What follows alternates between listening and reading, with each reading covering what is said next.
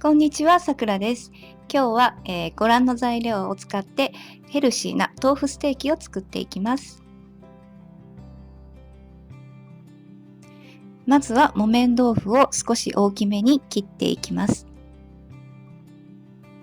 いつもは絹ごし豆腐を使うことが多いんですけれども、木綿豆腐の方がタンパク質やカルシウム、鉄分などが多いそうです。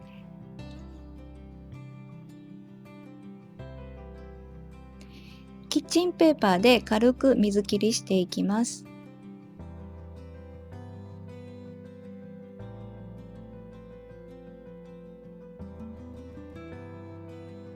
他のものの準備をしている間、お皿に移してしばらく水切りしておきます。豆腐ステーキのタレに使うニンニクをまず端の部分を切り落としてから皮を剥いていきます。それをすりおろしていきます。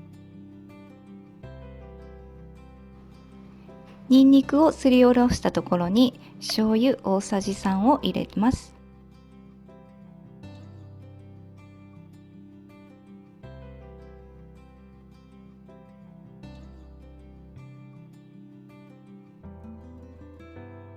みりんも大さじ3入れていきます。少し濃いめの味付けになっているので、また後で水で調整していきます。しめじの1株の3分の1ほどを使います。石突きの部分を切り落として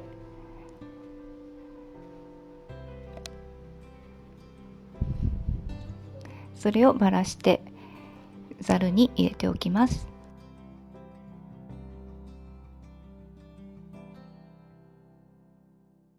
水切りした豆腐に小麦粉をまんべんなくまぶしていきます。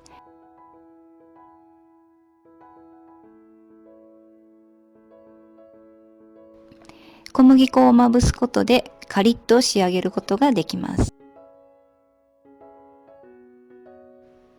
熱したフライパンに多めのごま油をひいていきます。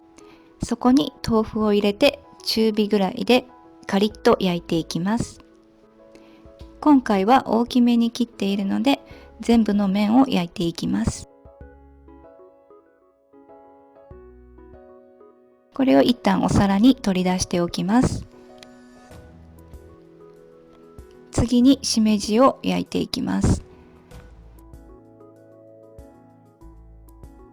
火が通ってしんなりしてきたら一旦取り出しておきます。次に豆腐ステーキのタレを作ります。フライパンの火は一旦止めてからタレを入れて余熱で火を通していきます。今回は大さじ2の水を足して味の濃さを調整しています。最後に盛り付けとして焼いた豆腐の上にしめじをのせて、その上にニンニクの醤油のタレをかけます。最後にネギを散らして出来上がりになります。今日のご飯は今回の豆腐ステーキと鶏肉、人参、玉ねぎ、ほうれん草、じゃがいもを使ったシチューと水菜とレタスとトマトのサラダとご飯とフルーツの白縫いです。最後までご視聴いただきありがとうございました。